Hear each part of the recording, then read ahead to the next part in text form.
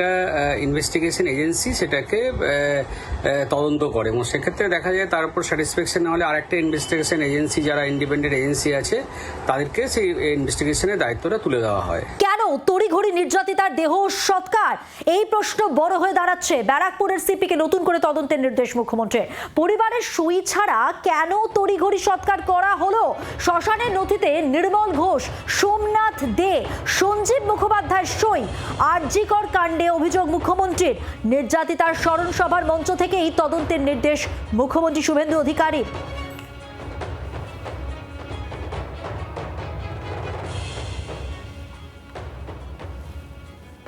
গতকাল পানিহাটিতে যে স্মরণ সভা ছিল সেখানে উপস্থিত হয়ে মুখ্যমন্ত্রী শুভেন্দু অধিকারী এই প্রসঙ্গে কি বলেছিলেন শোনাবো।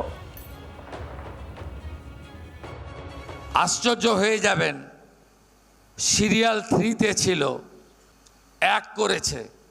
ক্রিমিশন কস্ট হয়, দিতে হয়। ক্রিমিশন কস্ট বাড়ির লোক দেয়নি, সিগনেচার করতে হয় বাড়ির লোককে। Any close relative, no signature.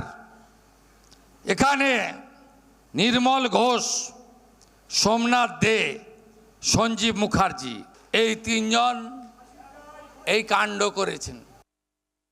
CP আছে, সিপি ব্যারাকপুর হেয়ার, এটাতে সিবিআই নেই। Please start new case and take appropriate action. এবার আইনজীবীর কি বক্তব্য শুনুন। যখন কোনো একটা ইনসিডেন্ট ঘটে বা কোনো ক্রিমিনাল ইনভেস্টিগেশনের প্রয়োজন হয়, সেক্ষেত্রে দেখা যায় যে একটা ইনভেস্টিগেশন এজেন্সি সেটাকে তদন্ত করে, এবং সেক্ষেত্রে দেখা যায় তার উপর স্যাটিসফ্যাকশন না হলে আরেকটা ইনভেস্টিগেশন এজেন্সি, যারা ইন্ডিপেন্ডেন্ট এজেন্সি আছে, তাদেরকে সেই ইনভেস্টিগেশনের দায়িত্বটা তুলে দেওয়া হয়। সবথেকে বড় যেটা মেইন ইস্যু হচ্ছে, ইনভেস্টিগেশন যখন হবে তখন কিন্তু একটা ইন্ডিপেন্ডেন্ট এজেন্সি যদি ইনভেস্টিগেশন করে, আরেকটা ইন্ডিপেন্ডেন্ট এজেন্সি তারা কিন্তু সেই ইনভেস্টিগেশনে সহযোগিতা করতে পারে। বাংলার আওয়াজ, বাঙালির আবেগ, জি 24 ঘন্টা।